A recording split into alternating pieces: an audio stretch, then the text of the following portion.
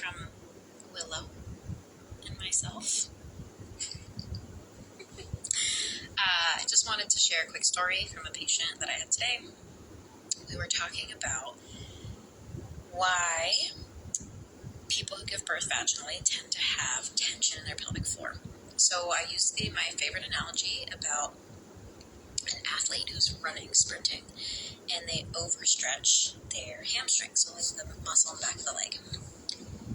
Your doctor, if this were to happen to you, would not tell you, go home and do 100 hamstring curl contractions a day. No, they would tell you, go home, rest, ice, elevate it, slowly start to do some active movement, definitely submaximal. They would tell you to do some massage to it, maybe heat. They would tell you to take anti-inflammatories. The reason for all of this is that we know what happens in my cat is staring at you guys. Is that we know what happens in the inflammatory process. We know the acute phase, the subacute phase, the chronic phase, how tissue healing happens, and what we need to do in the different phases of tissue healing. Why are we treating people who've just given birth any differently? The tissues have stretched to their maximum. There's often tearing. There's swelling. There's all kinds of stuff. So why, in God's name, do we tell women who've just given birth, who have pelvic floor issues, just go do a bunch of Kegels, you'll be good? Why? It makes no sense to me. Hence why people end up with a lot of pelvic floor tension. Okay, a little bit more on this. Okay, whether your birth was perceived by you as traumatic or not, giving birth vaginally is some level of trauma for your body. It pushes your tissues to the maximum.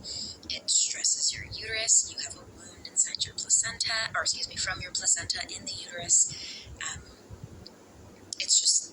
It's a lot, right? Your abdominal muscles aren't working. Your pelvic floor has been stressed. When that type of injury happens, okay, however you want to think about that, your body's going to protect that area.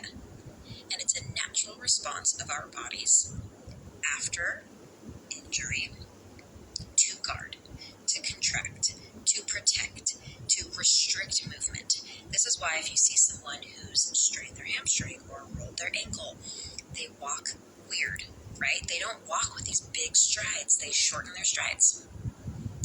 This is literally your body's way of splinting the area to protect it.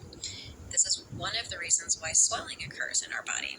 So if you strain your knee, it balloons up. It gets huge. Same with ankle sprains, right? Number one is there's increased blood flow when you have tissue trauma. This brings things that are called chemical mediators that help with healing, help with tissue regeneration, get all the torn, crappy, damaged cells out, and help rebuild new tissues. But the other part of swelling is to literally create your body's own splint, okay? To limit movement, to protect. This is why tension happens in the pelvic floor after giving birth. Bow. The end. Hopefully that makes sense. Feel free to ask questions if you don't understand.